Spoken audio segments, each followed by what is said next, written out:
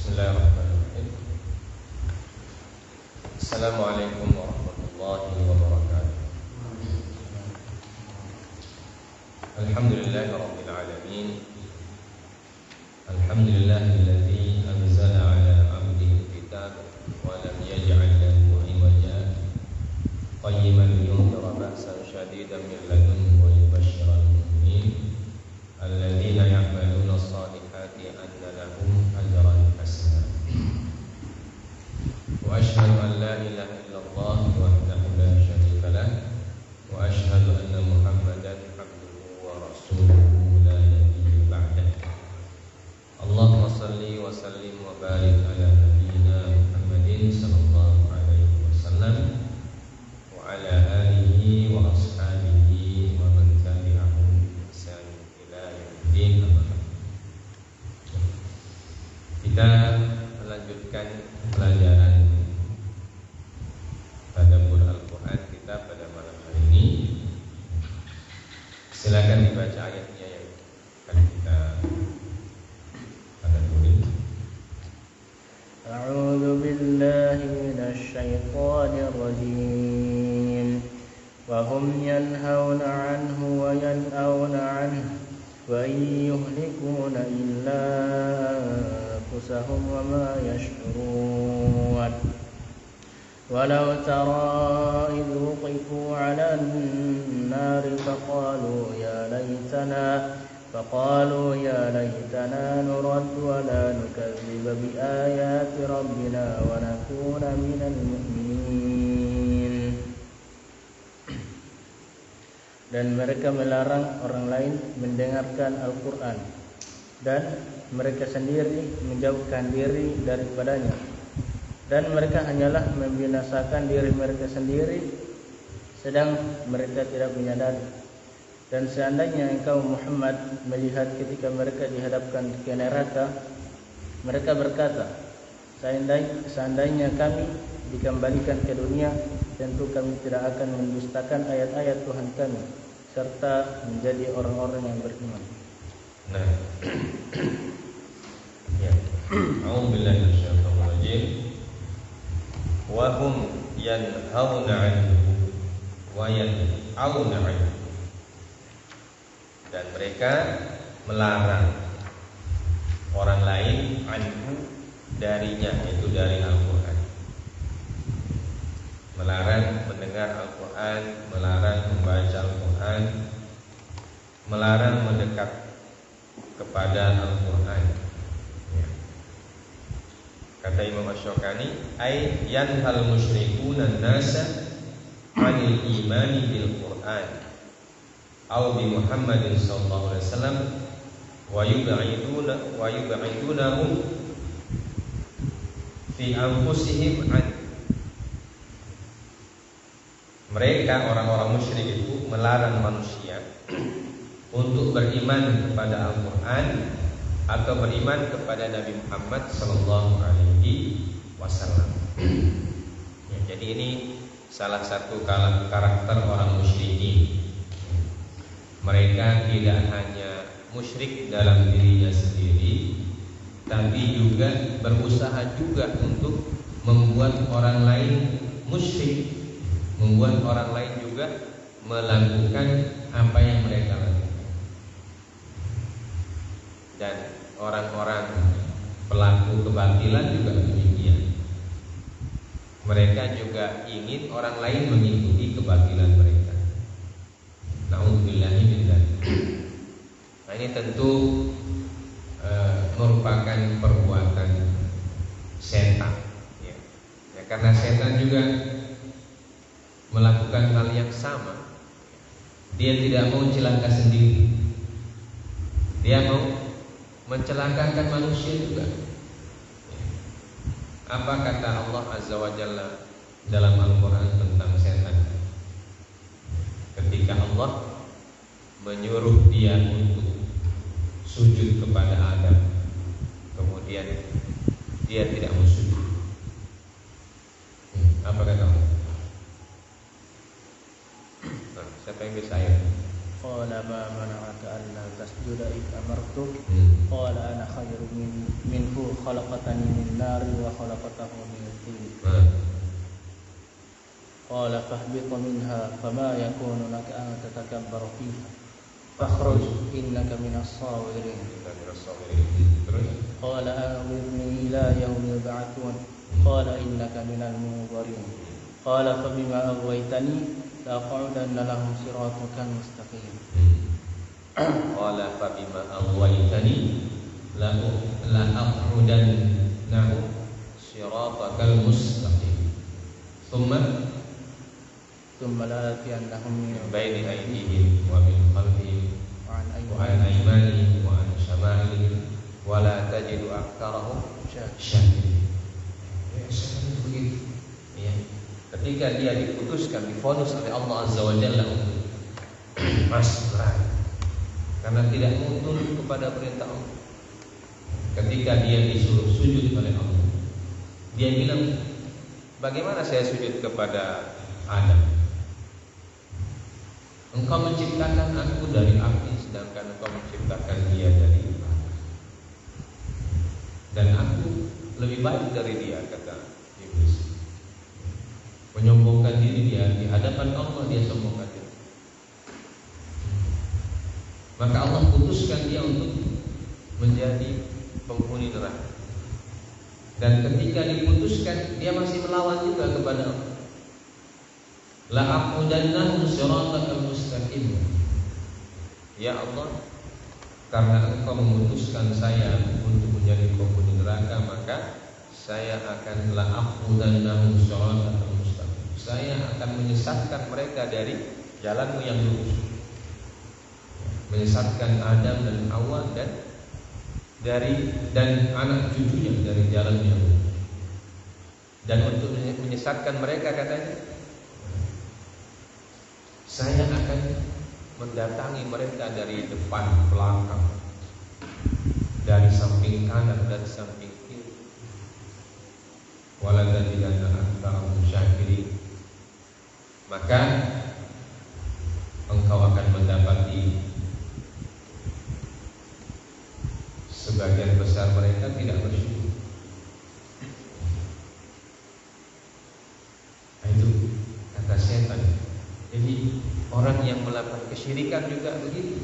Ya, dia tidak mau syirik, maka dia pun mencegah orang dari beriman. Maka Allah mengatakan, wa hum yanhauna 'anhu wa yanhauna 'anhu. Mereka melarang orang untuk mendekati Al-Quran, mendekat kepada Nabi, melarang mereka untuk beriman kepada Al-Quran dan beriman kepada Nabi. Wayan aunan, dan mereka juga menjauhkan diri dari Al-Quran tersebut. Mereka juga tidak mau beriman dengan Al-Quran. Nauzubillahi billahi. Padahal Al-Quran turun di tengah-tengah mereka dan turun dengan bahasa mereka. Nah, itu yang dilakukan oleh Abu Lahab. Ya. Ketika Rasulullah mendakwahkan Al-Quran kepada jamaah haji di musim haji di Mina, Rasulullah memasuki tenda-tenda. Setiap tenda diajak oleh Rasulullah untuk mereka beriman kepada Allah, beriman kepada Al-Quran. Tapi Abu Lahab kemudian datang mengatakan kepada orang-orang yang tadi diajak oleh Rasulullah, dia bilang, tidak, jangan ikut dia. Dia itu keponakan saya, anak saudara saya. Jadi saya lebih tahu sifat-sifatnya daripada kamu sekalian. Sedangkan saya ini, kata Abu Lahab, tidak ikut sama dia. Saya tidak percaya apa yang dia katakan, saya tidak percaya. Maka kalian jangan tertipu dengan kata-kata manisnya, kata Abu Lahab kepada orang-orang yang baru saja diajak oleh Rasulullah. Jadi dia tidak beriman dan dia juga melarang orang untuk beriman. Na'udzubillah. Maka Imam Syafi'i mengatakan tadi, ya, orang-orang musyrik melarang manusia dari beriman kepada Al-Quran dan firman Rasulullah SAW. wa yub'idunahum fi anfusihim an, dan mereka juga menjauhkan diri dari Al-Quran tersebut. Nah, ada juga yang mengatakan, kata Imam Syaukani, bahwa ayat ini nazalat fi Abi Thalib, fa innahu kana yanhal kufara an adhiyatin Nabi sallallahu alaihi wasallam wa yub'idu huwa an ijabatihi. Jadi ada yang mengatakan, salah satu penafsiran kata Imam Syaukani, ayat ini berkenaan dengan Abu Thalib radhiyallahu anhu, di mana Abu Thalib ini melarang orang untuk menggolimi Nabi sallallahu alaihi wasallam, tapi dia tidak beriman kepada Nabi sallallahu alaihi wasallam. Jadi yang disebut dengan wahum yanhauna anhu, artinya itu, dan dia menghalangi orang lain dari menggolimi Nabi. Itu maksudnya. Wa yanhauna anhu, tapi dia tidak mengikuti Nabi. Nah, ini salah satu pendapat dalam penafsiran, ya. Dan ini disebutkan dengan kata qila, ya. Qila dikatakan, dan kata qila, ya, seperti yang sudah disebutkan oleh para ulama, namanya sighatul tamrid, ya. Jadi sebuah ungkapan yang digunakan untuk menyatakan sesuatu yang memiliki tanda tanya. Jadi kata Imam Syaukani waqila, dan dikatakan bahwa ayat ini turun kepada Abu Thalib atau turun berkenaan dengan Abu Thalib, di mana dia melarang orang untuk mencederai Nabi, tetapi dia sendiri tidak beriman kepada Nabi sallallahu alaihi wasallam. Ya Allah taala. Jadi tafsir yang pertama itu tentang orang musyrik. Ya. Maka Allah mengatakan wa iyyuhlikuna illa anfusahum wa ma yashurun. Dan tidaklah mereka mencelakakan kecuali diri mereka sendiri. Jadi orang-orang yang seperti ini, ya, kata Allah Azza wa Jalla, sebenarnya mereka mencelakakan dirinya sendiri. Jadi tidaklah mereka mencelakakan kecuali dirinya sendiri. Jadi, bentuk kalimat-kalimat hasad, bahwa orang yang mengajak orang lain untuk tidak beriman kepada Al-Quran, itu sebenarnya pertama-tama mereka mencelakakan dirinya, karena tidak mendapatkan petunjuk, ya, menolak petunjuk, menolak hidayah. Padahal orang-orang musyrikun pada masa itu, ketika Nabi masih hidup itu, mereka paham itu apa yang disebutkan oleh Allah, karena mereka kan orang Arab. Makanya dalam sejarah kita sudah sebutkan sirah itu, bagaimana itu tokoh-tokoh Quraisy datang ke rumah Nabi di tengah-tengah malam, ya, menghendak-hendak mendekati dinding rumah Nabi, yang mereka tahu Nabi kalau malam-malam itu membaca Al-Quran. Mereka dengar ketika tidak ada orang yang lihat, dan mereka di situ lama terpana dengan ayat-ayat Al-Quran yang dibaca oleh Nabi SAW. Sampai pagi baru mereka tinggalkan rumahnya Nabi. Sampai pagi. Nanti sudah pagi, sudah mau terang-terang, mereka buru-buru pergi. Sampai di tengah jalan mereka saling bertemu. Kamu dari mana tadi? Sama-sama dari rumah Nabi, tapi mereka tidak begitu tahu kalau mereka di rumah Nabi malam-malam. Mungkin saja yang satu di dinding sebelah sana, yang satu di dinding sebelah sana, yang satu di belakang. Jadi mereka pikir mereka datang cuma sendiri. Ternyata mereka datang banyak orang, tapi tidak begitu tahu.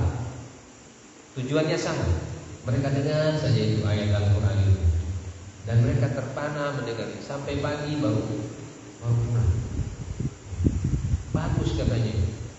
Dan mereka akui.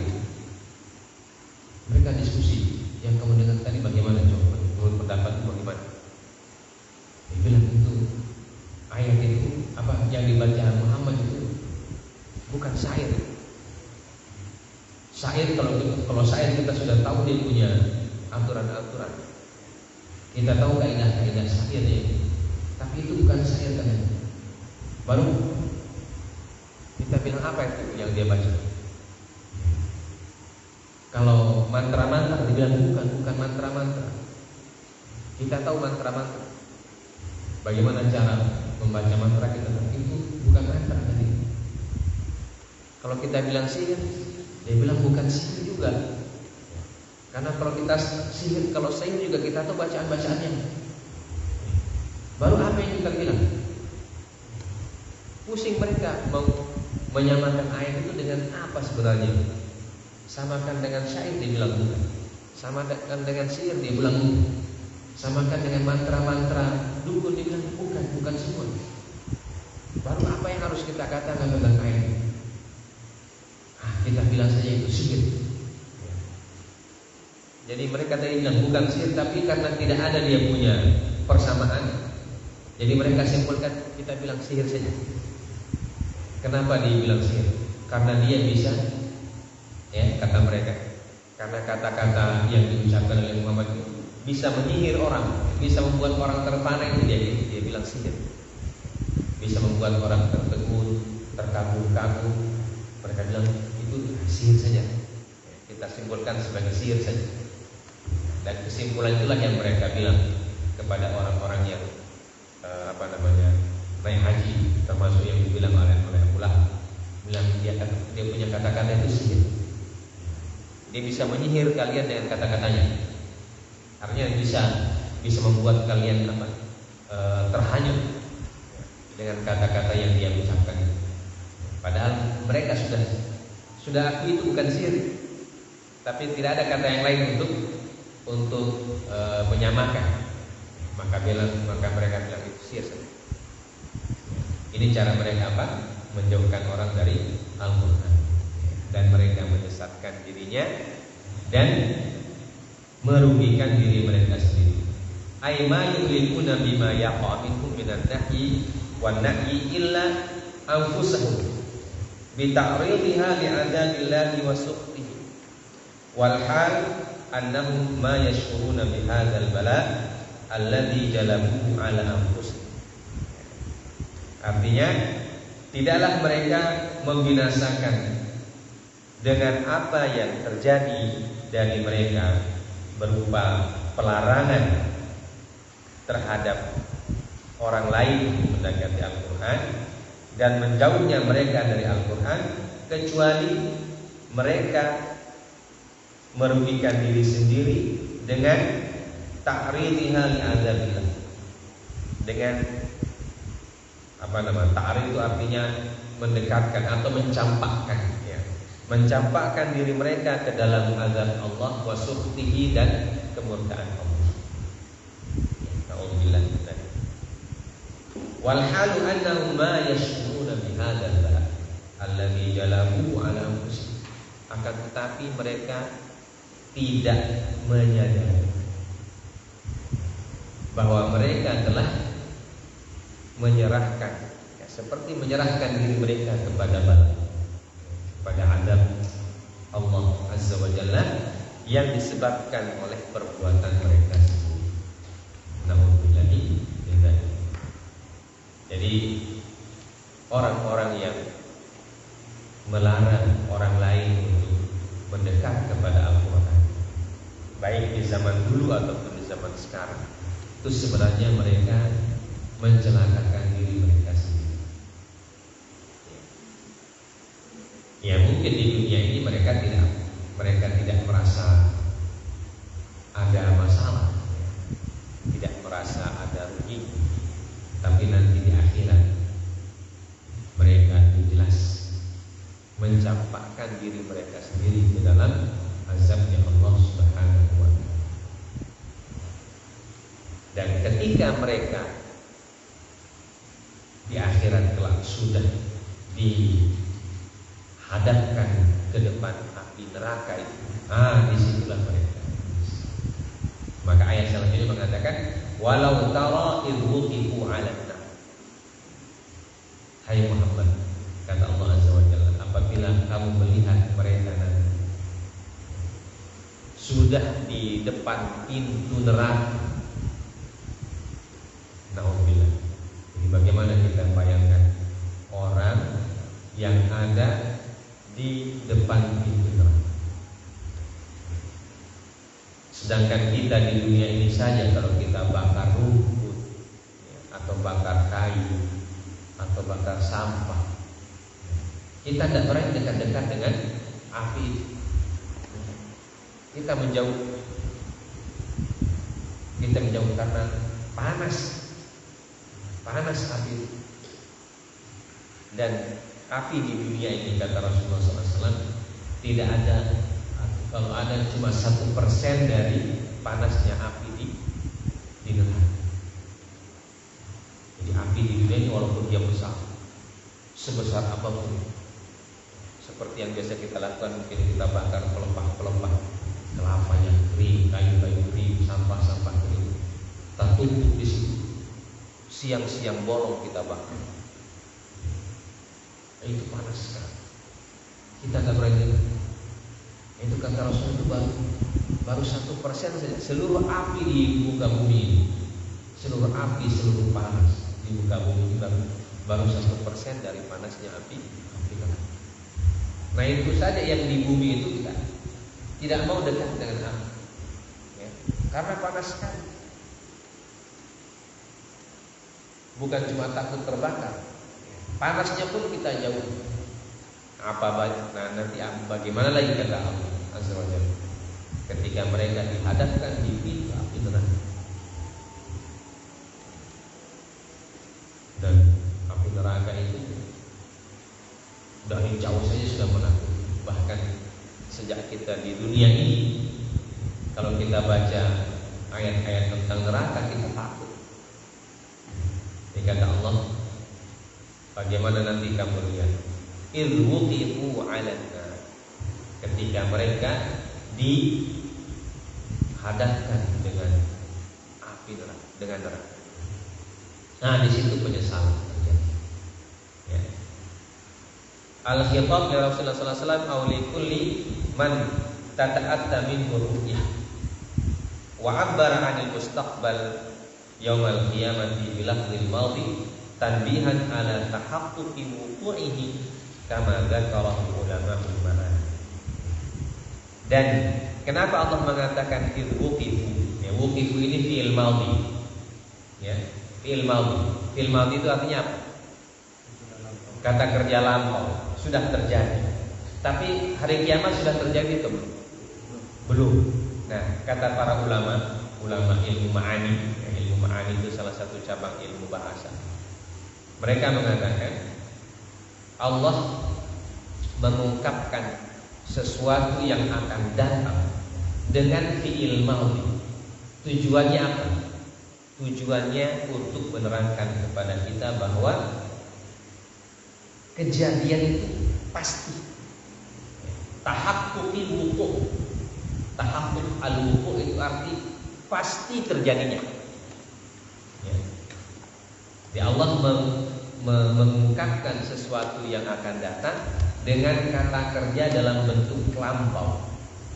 Maknanya kata para ulama bahwa peristiwa itu pasti terjadi, tidak diragukan, tidak akan diragukan, pasti terjadi.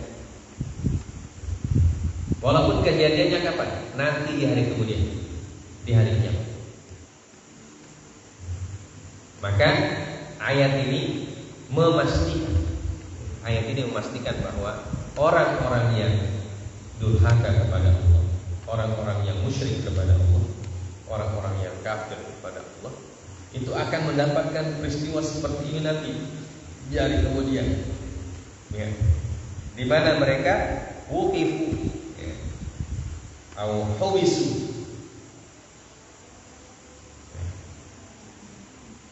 ayat adkhaluha fatakunu ala makna fi, ya, wa qila hiya bi makna al-ba' ay wuqifu bin nar ay bi qurbiha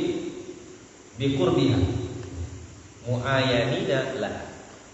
Jadi wuqifu 'alan nar artinya ada yang mengatakan dimasukkan ke dalam neraka, ada yang mengatakan bermakna bi artinya mereka diberdirikan di depan neraka. Ya di depan atau di dalam. Nah itu di situ mereka mengatakan atau penyesalan mereka muncul. Ya. Apa kata mereka? Allah berfirman, faqalu ya laitana.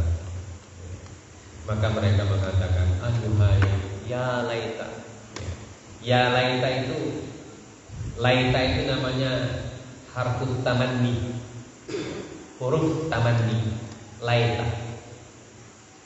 Huruf tamanni itu artinya apa? Huruf yang digunakan untuk mengungkapkan sesuatu yang mustahil terjadi. Sesuatu yang mustahil terjadi. Ya laitani. Aduhai, seandainya. Jadi ini taman nih, angan-angan. Angan-angan. Tapi angan-angan ini tidak mungkin terjadi, mustahil terjadi. Dan mengandung unsur penyesalan yang amat sangat dalam, menyesal sekali. Penyesalan yang amat sangat dalam. Mereka mengatakan faqalu ya laitana. Di nahnu berarti mereka banyak orang musyrik. Ya laitani saya, ya laitana nahnu. Aduhai seandainya kita atau kami dulu. Penyesalan yang sangat besar ketika mereka sudah dihadapkan dengan neraka Allah Azza wa Jalla wa iyyabillah. Apa yang mereka inginkan? Nuraddu, ya laitana nuraddu. Aduhai seandainya kami dikembalikan ke dunia. Nah ini tidak mungkin terjadi. Orang kalau sudah meninggal tidak mungkin kembali ke dunia. Apalagi kalau sudah sampai di alam akhirat. Orang dikubur saja tidak dikembalikan ke dunia. Apalagi sudah sampai di akhirat. Makanya Allah mengatakan mereka mengatakan ya laitana. Ungkapan penyesalan yang sangat dalam. Penyesalan yang amat sangat yang tidak mungkin akan terjadi. Akan tetapi penyesalan itu sudah terlambat. Sudah di muka api neraka, bagaimana caranya mau kembali? Na'udzubillah. Ya laitana nuraddu. Aduhai seandainya kami bisa dikembalikan. Wala nukadziba bi ayati rabbina. Mereka bilang kalau kita dikembalikan ke dunia, kita berjanji tidak akan mendustakan ayat-ayat Allah. Tapi sudah tidak bisa. Ya, sudah tidak bisa lagi kembali. Di dalam ayat yang lain, ungkapan-ungkapan penyesalan orang-orang musyrikin seperti ini di dalam Al-Quran banyak sekali diungkapkan. Dalam Quran surah An-Naba di akhirnya Allah mengatakan, wa yaqulul kafiru ya laitani kuntu turaba. Nah itu juga penyesalan. Aduhai seandainya saya dulu di dunia itu jadi tanah. Ya, kalau tanah kan tidak bertanggung jawab kepada apa yang tidak ada pertanggungjawaban tanah, gunung, langit tidak ada. Yang bertanggung jawab itu cuma manusia, perbuatan manusia dan jin saja bertanggung jawab atas perbuatan. Kalau tanah ini kan ya begitu kiamat hancur habis tamat riwayat. Tapi kalau manusia belum masih bertanggung jawab, makanya orang-orang kafir mencapai andaikan dulu kita jadi tanah saja. Kalau sudah jadi tanah kan sudah, kalau sudah hancur sudah selesai. Tapi kita manusia masih bertanggung jawab. Nah dalam Quran surah Al-Mu'minun juga disebutkan apa kata Allah Azza wa Jalla. Rabbana akhrijna minha fa in udna fa inna zalimun. Ya Tuhan kami, keluarkanlah kami dari api neraka. Mereka ingin dikeluarkan, ingin dikembalikan ke dunia.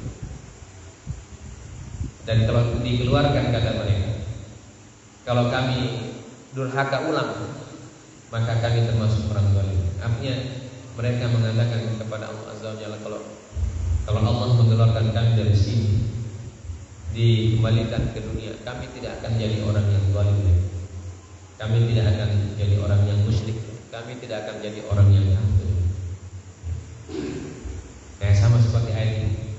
Ya laitana nuraddu wa la nukadziba bi ayati rabbina. Aduhai andaikan kami bisa dikembalikan lagi, kami tidak akan Kami tidak akan mendustakan ayat-ayat Allah. Dan kami akan berjanji menjadi orang-orang yang beriman. Betapa mahalnya iman. Dan nanti disadari ketika sudah di depan neraka, sudah tidak ada. Sudah tidak ada lagi tempat untuk menghindar. Makanya di dunia ini Allah kasih kita Al-Quran, supaya kita pegang ayat-ayat Allah, kita beriman kepadanya, kita jadikan sebagai petunjuk. Dan Allah utus untuk kita Rasul. Makanya dalam ayat Allah mengatakan bahwa nikmat yang paling besar kepada umat manusia itu adalah diutusnya Rasul. Laqad manallahu 'alal mu'minina, apa ya? Laqad manallahu 'alal mu'minina idh ba'atha fihim rasulan Laqad manallahu 'alal mu'minina Al-Imran.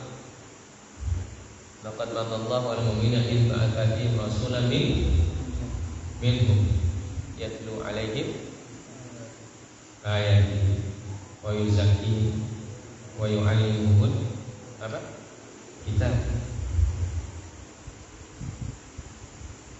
Dan sungguh Allah telah memberikan man itu hanya nikmat. Dan nikmat yang disebut minnah. Nikmat itu ada yang disebut nikmat, ada yang disebut minnah. Ada nikmat, ada minnah. Minnah itu nikmat yang selalu disebut-sebutkan. Manan, yang selalu nikmat yang selalu diulang-ulang. Nikmat yang selalu diulang-ulang. Karena kenapa diulang-ulang? Karena dia sangat berharga. Dia sangat besar nilainya. Laqad manallahu 'alal mu'minin. Sungguh Allah telah memberikan nikmat kepada orang-orang yang beriman. Ya. Apa idh ba'atha fihim rasulan minhum. Yaitu ketika Allah mengutus kepada mereka seorang rasul dari jenis mereka sendiri, atau seorang rasul dari kalangan mereka sendiri. Nah ini, sehingga adanya rasul, diutusnya rasul oleh Allah Subhanahu wa taala itu adalah sebuah nikmat yang paling besar. Dan rasul inilah yang membawa Al-Quran. Al-Imran ayat 164 ya. Dan di antara tugasnya rasul yatlu alaihim ayat wa yuzakkihim wa yu'allimuhumul kitab wal hikmah. Jadi rasul itu membacakan kepada mereka ayat-ayat Allah. Jadi ini ayat-ayat Allah dibacakan oleh rasul. Jadi tugasnya rasul itu membacakan kepada kita ayat-ayat Allah Subhanahu wa taala. Jadi makanya rasul setiap ada ayat yang turun, dia bacakan kepada kaum muslimin. Dia bacakan kepada kaum muslimin dan kepada manusia secara umum. Tapi yang menerima hanyalah orang-orang yang muslimin dan mukminin yang menerima ayat itu. mereka terima secara zahir, mereka hafalkan secara zahir, dan mereka terima secara batin ayat-ayat tersebut dengan cara dimasukkan, diresapkan ke dalam hati, kemudian nilai-nilainya diwujudkan di dalam kehidupan sehari-hari. Nah, itulah cara orang mukminin menerima ayat yang dibacakan oleh Rasul. Yatlu alaihim ayatihi wa yuzakkihim, dan mentazkiyah, mensucikan, mendidik.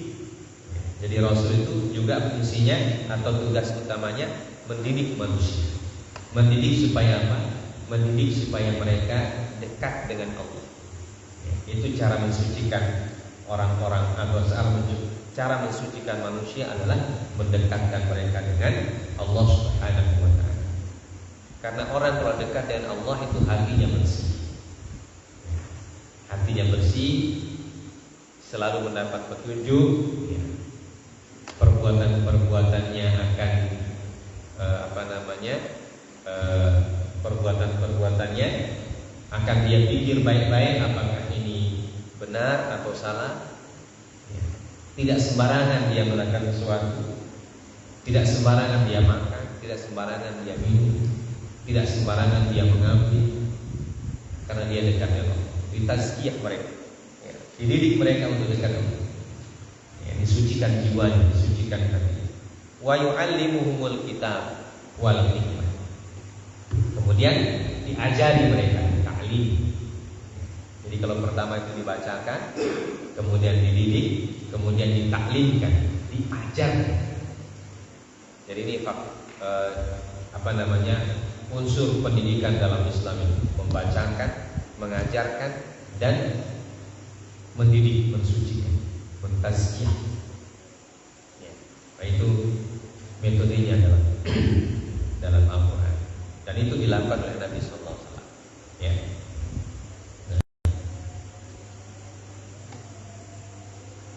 Karena itulah orang-orang kafir nanti ketika di depan neraka itu baru mereka menyesal. Kenapa mereka tidak ikut Nabi, padahal Nabi itu nikmat yang terbesar. Dan Al-Quran itu nikmat yang terbesar yang diberikan oleh Allah kepada mereka. Orang-orang musyrikin menyangka nikmat itu hanyalah harta, atau kekuasaan di dunia ini. Itu yang mereka sangka nikmat. Padahal itu cuma nikmat yang kecil. Harta itu nikmat yang kecil. Bahkan mungkin termasuk nikmat paling kecil. Salah satu nikmat yang kecil itu harta itu. Tapi banyak orang yang kejar di dunia, kekuasaan juga. Padahal yang harta yang paling berharga itu kata Allah, yang disebut minnah itu adalah Rasul, dan apa yang dibawa oleh Rasul itu adalah minnah. Itulah harta yang paling berharga. Tapi kebanyakan orang tidak sadar. Makanya Allah mengatakan wa ma yash'urun. Mereka tidak sadar, tidak merasa. Maka kita sebagai orang yang beriman harus senantiasa memelihara kesadaran kita. Kesadaran dalam arti bahwa kita sadar nikmat yang paling besar yang kita miliki adalah keimanan. Maka kita harus jaga iman itu baik-baik. Jangan sampai dia. Nikmat yang paling besar adalah amal soleh. Maka kita semangat untuk melaksanakan amal soleh. Jangan sampai kita menyesal. Sudah dikubur baru kita merasakan, mau beramal soleh. Dalam Quran surah Al-Mu'minun itu Allah mengatakan apa? Hatta idza jaa ahadahumul maut qala rabbi irji'un la'alli a'malu salihan fima tarak. Ketika mereka didatangi oleh maut, sudah dimatikan oleh Allah, mereka mengatakan, ya Allah, ya Rabbi, irji'un, kembalikan saya ke dunia. La'alli a'malu shalihan. Saya nanti kalau dikembalikan, saya akan beramal saleh. Fima tarak, menggantikan apa yang dulu saya tinggalkan. Itu sudah mati, baru bilang begitu. Allah balas apa? Kalla. Ya. Tidak mungkin, kata Allah, tidak mungkin. Kamu sudah sampai di sini, sudah tidak ada lagi harapan. Karena itulah, anak-anakku sekalian dan jamaah digunakan Allah Subhanahu wa taala, mari kita baca ayat-ayat ini supaya menimbulkan kesadaran dalam diri kita bahwa di dunia ini harus kita gunakan sebaik-baiknya untuk beramal saleh, untuk beriman, bertakwa kepada Allah, dan melakukan segala sesuatu dengan pertimbangan ayat-ayat Allah. Apapun yang kita lakukan, baik ketika kita berpuasa, ketika kita punya harta, ketika kita punya kedudukan, kita harus timbang semuanya dari ajaran Allah. Apakah yang kita lakukan ini benar, sesuai dengan ayat Allah, ataukah tidak, sesuai dengan syariat Allah ataukah tidak? Karena kalau kita melakukan sesuatu yang tidak sesuai dengan syariat Allah, maka dampaknya akan kita rasakan di dunia dan di akhirat. Dan yang lebih besar nanti di akhirat. Kalau di dunia mungkin kita rasakan tidak terlalu besar. Bahkan kalau seorang penguasa, dia sudah berkuasa 10 tahun, 15 tahun, dia masih punya anak buah. Andaikan dia tidak berkuasa lagi, masih ada orang yang tunduk sama dia. Jadi dia tidak merasakan kerugian. Tapi nanti di akhirat sudah tidak ada lagi anak buah di akhirat. Tidak lagi pengawal, tidak ada lagi bodyguard, tidak ada lagi pasukan, tidak ada, semua tidak ada. Nafsi. Nah, disitulah baru tahu menyesal. Makanya Ali bin Abi Thalib mengatakan, al-yauma amalun wala hisab, wal ghad hisabun wala amal. Hari ini di dunia ini waktu untuk beramal dan tidak ada hisab. Ya. Esok di akhirat atau sudah di barzakh, sudah meninggal, itu hisab wala amal. Itu waktu kita dihisab dan tidak ada lagi kesempatan untuk beramal. Maka selama kita masih di dunia, selama usia masih di kandung badan, mari kita mendekatkan diri kepada Allah, banyak membaca ayat-ayat Allah, banyak mentadabburi Al-Quran, banyak merenungkan ayat-ayat Al-Quran, banyak membaca dan mempelajari hadis-hadis Rasulullah SAW, supaya kita tahu mana yang benar sesuai syariat dan mana yang dilarang oleh Allah Azza wa Jalla, supaya kita bisa melaksanakannya di sini. Karena kalau sudah meninggal, tidak ada lagi waktu untuk melaksanakan. Kalau sudah seperti itu, kita sudah akan merugi. Na'udzubillahi min dzalik. Maka inilah jemaah sekalian, itu ayat yang bisa kita baca. Semoga kita bisa merenungkannya dan bisa mewujudkannya dalam kehidupan kita sehari-hari, dalam bentuk kita mendekatkan diri kepada Allah. Dan jangan sampai kita jauhkan diri kita dari Allah. Jangan menjauhkan diri kita dari Allah, jangan menjauhkan diri kita dari Al-Quran, dan jangan juga melarang orang dekat dengan Al-Quran.